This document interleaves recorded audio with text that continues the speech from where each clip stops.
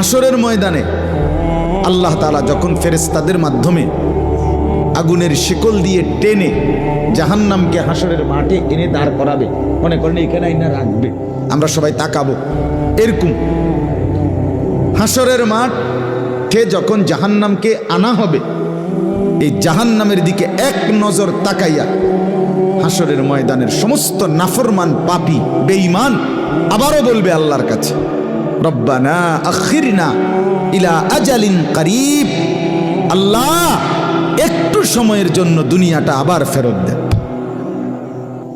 হায়াত আবার ফেরত, সময়গুলো আরেকবার দেন, আরেকটু সময় দেন, নজিব দাওয়াতাক,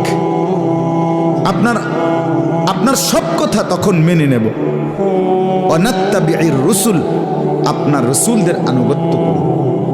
আল্লাহ বলবেন না, না বান্দা, এখান থেকে কাউকে আর ফেরত দেওয়া